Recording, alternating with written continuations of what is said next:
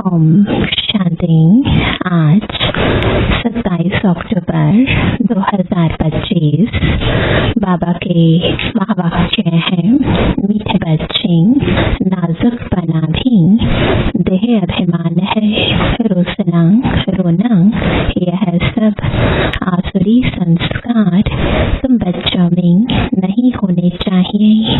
दुख सुख मान अपमान सब सहन करना है। प्रश्न है, सर्विस में ढीलापन आने का मुख्य कारण क्या है? उत्तर है, जब देह अभिमान के कारण एक दो की खामियां देखने लगते हैं तब सर्विस में ढीलापन आता है। आपस में अनबनी होना भी देह अभिमान है। फलाने के साथ नहीं चल सकता, मैं यहाँ नहीं रह सकता, यह सब नाजुक बना है। यह बोल मुख से निकालना माना कांटे बनना, ना फरमान बरदार बनना। बाबा कहते, बच्चे तुम रूहानी मिलिट्री हो, इसलिए ऑर्डर हुआ तो फौरन हाजिर होना चाहिए। कोई भी बात में आनाकानी मत करो। ओम शांति। रूहानी बाप बैठ रूहानी बच्चों को समझाते हैं। बच्चों को पहले पहले यह शिक्षा मिलती है कि अपने को आत्मा निश्चय करो। देह अभिमान छोड़ देही अभिमानी बनना है। हम आत्मा है, देही अभिमानी बने तभी बाप को याद कर सकें। वह है अज्ञान काल, यह है ज्ञान काल।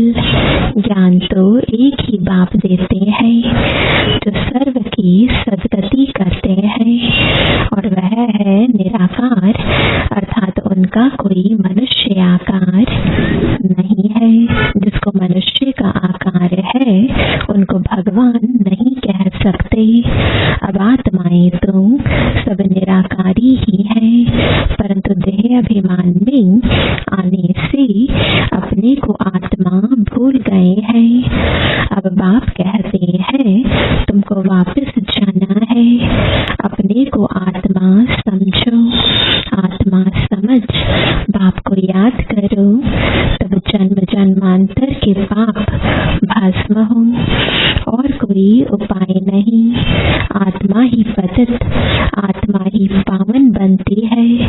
बाप ने समझाया है, पावन आत्माएं हैं सतयुग त्रेता में, पतित आत्मा फिर रावण राज्य में बनती है।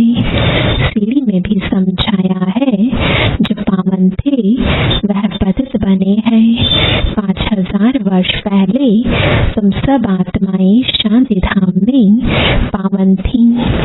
उसको कहा ही जाता है निर्वाण धाम। फिर कलयुग में पतित बनते हैं, तब चिल्लाते हैं, हे पतित पावन आओ। बाबा समझाते हैं, बच्चे मैं जो तुमको ज्ञान दे रहा हूँ पतित से पावन होने का, वह सिर्फ मैं ही देता हूँ, जो फिर प्राय लोप हो जाता है। बाप को ही आकर सुनाना पड़ता है। यहाँ मनुष्यों ने अथाह शास्त्र बनाए हैं। सतयुग में कोई शास्त्र होता ही नहीं, वहाँ भक्ति मार्ग रिंचक भी नहीं। अभी बाप कहते हैं, तुम मेरे द्वारा ही पतित से पावन बन सकते हो। पावन दुनिया जरूर बननी ही है। मैं तो बच्चों को ही आकर राजयोग सिखाता हूँ, दैवी गुण भी धारण करने हैं। रोसना रोना यह सब आसुरी स्वभाव है। बाप कहते हैं, दुख सुख मान अपमान सब बच्चों को सहन करना है। नाजुक बना नहीं, मैं फलाने स्थान पर नहीं रह सकती हूँ, यह भी नाजुक बना है। इनका स्वभाव ऐसा है, यह ऐसा है, वैसा है, यह कुछ भी रहना नहीं चाहिए। मुख से सदैव फूल ही निकले, कांटा नहीं निकलना चाहिए। इतने अपने बच्चों के मुख से कांटे बहुत निकलते हैं, किसको गुस्सा करना भी काटा है। एक दो में बच्चों की अनबनी बहुत होती है। देह अभिमान होने कारण एक दो की खामियां देखते खुद में अनेक प्रकार की खामियां रह जाती है, इसलिए फिर सर्विस ढीली पड़ जाती है। बाबा समझाते हैं यह भी ड्रामा अनुसार होता है, सुधरना भी तो है। मिलिट्री के लोग जब लड़ाई में जाते हैं तो उन्हों का काम ही है दुश्मन से लड़ना। फ्लड्स होती है तो कुछ हंगामा हुआ तो भी बहुत मिलिट्री को बुलाते हैं, फिर मिलिट्री के लोग मजदूरों आदि का काम भी करने लग पड़ते हैं। गवर्नमेंट मिलिट्री को ऑर्डर करती है यह मिट्टी सारी भरो, अगर कोई न आया तो गोली के मुंह में। गवर्नमेंट का ऑर्डर मानना ही पड़े। बाबा कहते हैं तुम भी सर्विस के लिए बांधे हुए हो। बाप जहाँ भी सर्विस पर जाने के लिए बोले झट हाजिर होना चाहिए, नहीं माना तो मिलिट्री नहीं कहेंगे, वह फिर दिल पर नहीं चढ़ते। तुम बाप के मददगार हो सबको पैगाम देने में। अब समझो कहाँ बड़ा म्यूजियम खोलते हैं, कहते हैं 10 माइल दूर है, सर्विस पर तो जाना पड़े ना। खर्चे का ख्याल थोड़े ही करना है। बड़े से बड़ी गवर्नमेंट बेहद के बाप का ऑर्डर मिलता है, जिसका राइट हैंड फिर धर्मराज है। उनकी श्रीमत पर न चलने से फिर गिर पड़ते हैं। श्रीमत कहती है अपनी आंखों को सिविल बनाओ, काम पर जीत पाने की हिम्मत रखनी चाहिए।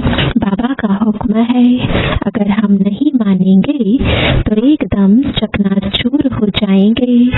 21 जन्मों की राजाई में रोला पड़ जाएगा। बाप कहते हैं मुझे बच्चों के बगैर तो कभी कोई जान ना सके। कल्प पहले वाले ही आहिस्ते आहिस्ते निकलते रहेंगे।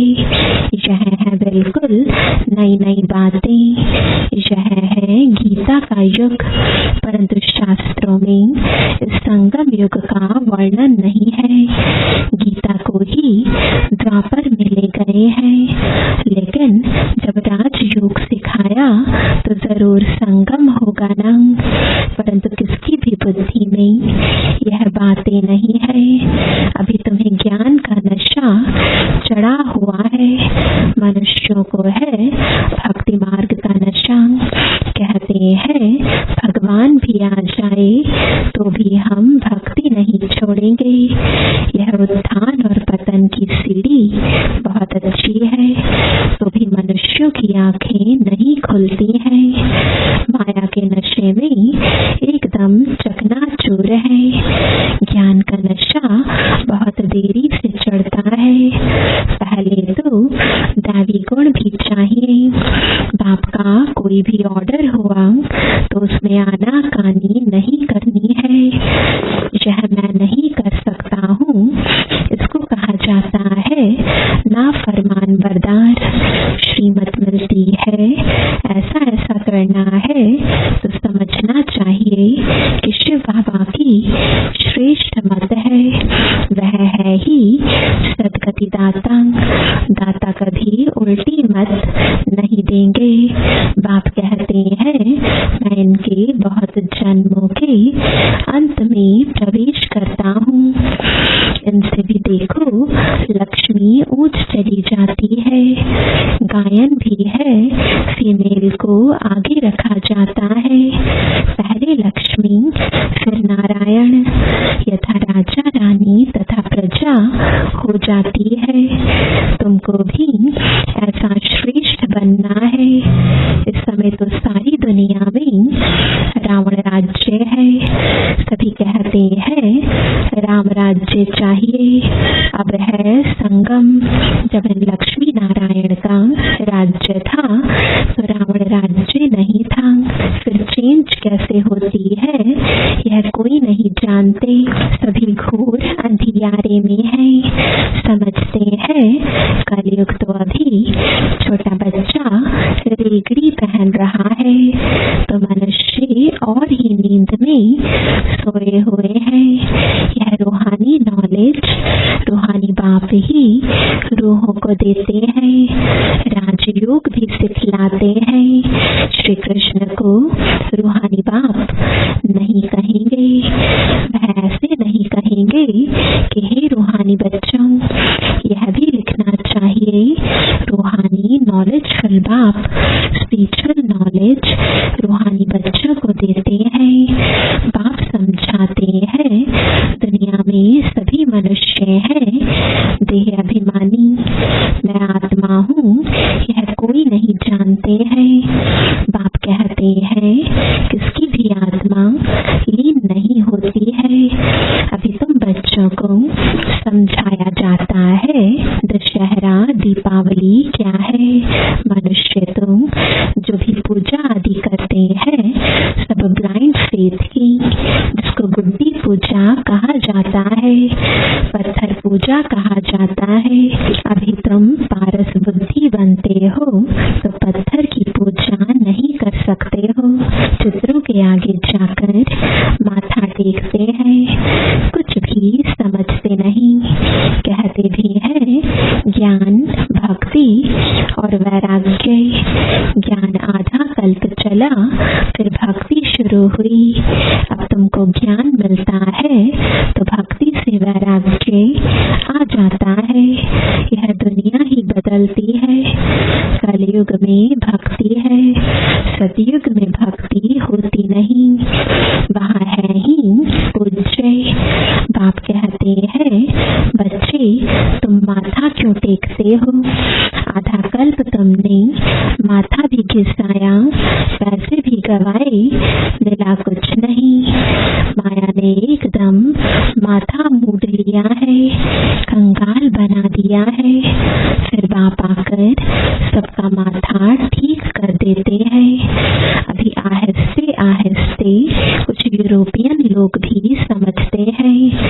बाबा ने समझाया है यह भारतवासी तो बिल्कुल तमोगुणी बन गए हैं।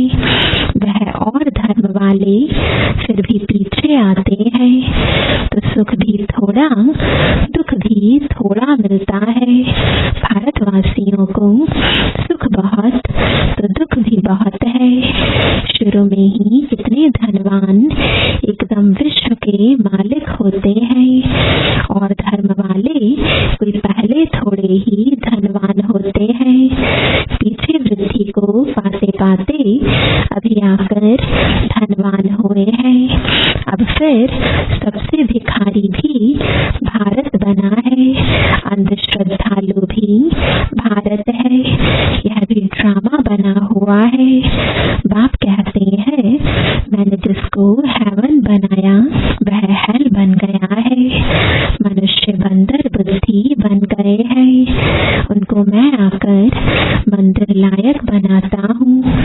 बेकार बड़े कड़े होते हैं। क्रोध कितना है तुम्हारे में? कोई क्रोध नहीं होना चाहिए। बिल्कुल मीठे शांत अति मीठे बनो। यह भी जानते हो कोटों में कोई ही निकलते हैं राजाई पद पाने वाले। बाप कहते हैं मैं आया हूँ तुमको नर से नारायण बनाने। उसमें भी 8 रत्न मुख्य गाए जाते हैं। 8 रत्न और बीच में है बाप। 8 है 5 विद्वानस, सो भी नंबरवार पुरुषार्थ अनुसार। देह अभिमान को तोड़ने में बड़ी मेहनत लगती है। देह का भान बिल्कुल निकल जाए।